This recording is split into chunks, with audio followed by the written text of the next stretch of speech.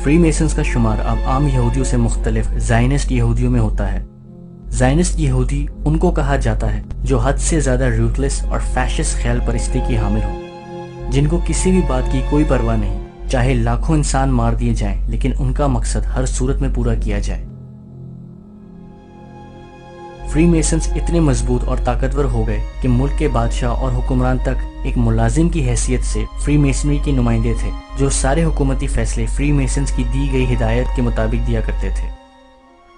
دوسری جگہ دنیا کی نظروں سے دور فری میسنز اپنے آباء و اجداد کے 1000 سال پرانے مذہبی یقین اور اپنے کالے عملات اور رسم و رواج کی پابندی قائم رکھتے تھے، اور یہی شیطانی عملات فری میسنز کی ممبرشپ کے مختلف لیولز کی بنیاد بن گئے، جن کو ڈگریز کا نام دیا گیا۔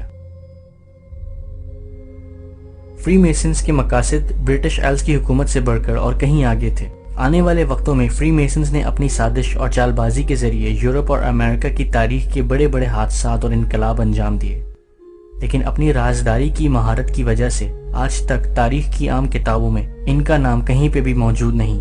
مشہور فرینچ ریولوشن اور امریکہ کی آزادی کی تحریک ان واقعات میں سہر فہرست ہیں۔ فری میسنز نے اپنے گلوبل ڈومینیشن کی شروعات اسی جگہ سے کی جہاں سے صدیوں پہلے ان کے آباء و اجداد فرار ہو کر آئے تھے۔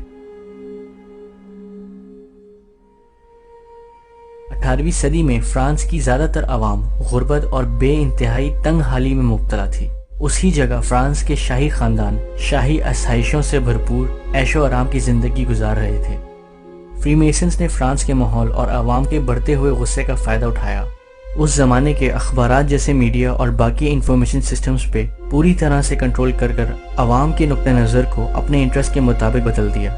ان کے ملک کے سیاست دانوں کو فائنینشیل اور ہر قسم کا سپورٹ دے کر اپنی آئیڈیالوجی کا ریپرزینٹیٹیو بنا لیا۔ ملک میں فری میسونک لاجز کھول کر اس میں بڑے جنرلوں اور عہدیداروں کو دعوت دی اور ان کو اپنی زائنسٹ سوچ کا حامی بنا لیا۔ اب جب سیاستدان اور دوسرے اہم عہدیدار ان کی مٹھی میں تھے اور پوری عوام ان کے حق میں کھڑی تھی، فری میسنز اپنا پہلا وار کرنے کے لیے تیار تھے۔ عوام کا پہاڑ جتنا غصہ فرینچ شاہی خاندان پر ٹوٹ پڑا اور 1793 میں عوام سے بھرے کھلے میدان میں کنگ لوئی XVI کا سر کاٹ دیا گیا۔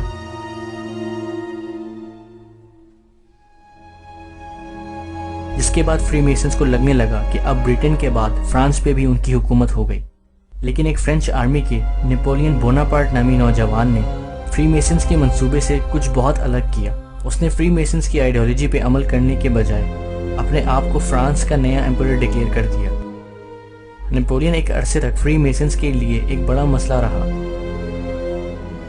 لیکن فری میسنز کی طاقت نے ایک دن نیپولین کو بھی اپنے راستے سے ہٹا دیا۔ 1815 میں ڈچ اور فرینچ آرمی نے بیلجیم میں نیپولین کی آرمی کو شکست دینے کے بعد نیپولین کو گرفتار کر لیا اور فرانس پہ بھی اب فری میسنز کا اختیار قائم ہو گیا۔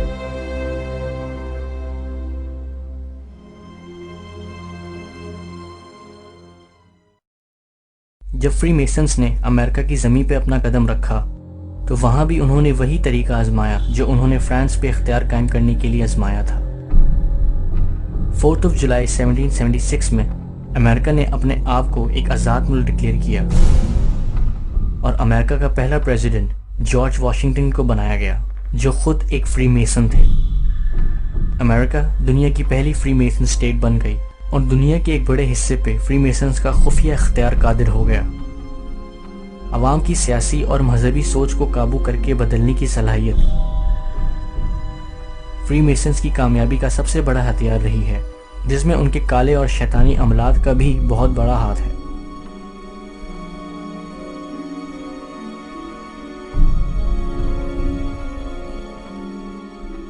فری میسنز کا دنیا کو اپنے کنٹرول میں کرنے کے لیے ایک اہم حکمت عملی دنیا کی دولت اور اکانومی کو اپنے کنٹرول میں کرنا تھا۔ پوری دنیا میں اکانومی سونے اور چاندی کی بنیاد پر چلتی تھی۔ ہزاروں سال سے ہر ملک یا ہر اسٹیٹ کی کرنسی سونے اور چاندی کے سکے ہوا کرتے تھے۔ فری میسنز نے اس کو اپنے بس میں کرنے کے لیے بینکنگ کا نظام دنیا میں انٹروڈیوس کروایا، جس کے ساتھ سود اور ربا یورپ میں عام ہو گیا۔ انٹرسٹ بیسڈ لونز کے بعد انہوں نے پیپر کرنسی کو انٹروڈیوس کروایا، جس میں سونے کے سکے بینک میں رکھوا کر اس کی جگہ کاغذ کا نوٹ چھاپ کر دے دیا جاتا تھا۔ یورپ کے لوگوں کو پیپر کرنسی ایک سہولت کے طور پر نظر آئی، لوگ سونا بینک میں رکھوا کر اس کی جگہ نوٹ لے لیا کرتے تھے اور پھر انہی نوٹوں سے ایک دوسرے سے تجارت کر لیا کرتے تھے۔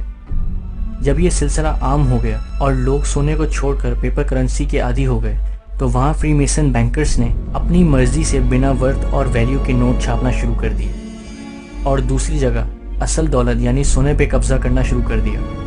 جب یہ سب بڑے پیمانے پہ ہونے لگا تو 1912 میں ان سب چھوٹے فری میسن بینکرز نے مل کر ایک بڑا عالمی بینک بنایا جس کو دنیا دا فیڈرل ریزرو بینک کے نام سے جانتی ہے۔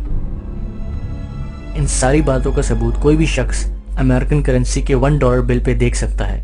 ظاہری طور پر امریکہ کی تاریخ کا ایجپٹ سے دور دور تک کوئی واسطہ نہیں، پھر بھی ایک ایجپشن پیرامڈ اور اس کے اوپر فری میسنز کے مسیحا کا نشان دا آل سینگ آئی اس نوٹ پر موجود ہے۔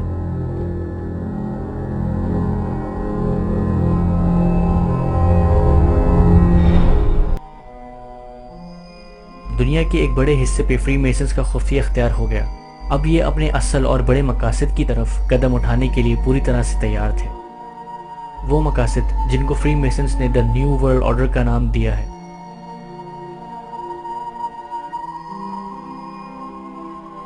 جس کا مطلب پوری دنیا میں صرف ایک حکومت ہو اور پوری دنیا میں صرف اسی حکومت کا نظام چلے اور حکومت کرنے والے زائنسٹ یہودی ہوں۔ فری میسن اپنے اس نظام کا سب سے بڑا مقابل اور دشمن اسلامی حکومتی نظام کو مانتے تھے۔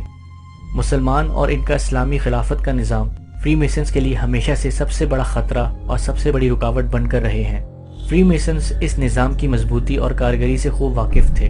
20ویں صدی کے آغاز میں یہی نظام ان کے اور جیروسلم کے بیچ میں بہت بڑی رکاوٹ بن کر آٹومن امپائر کی شکل میں کھڑا تھا۔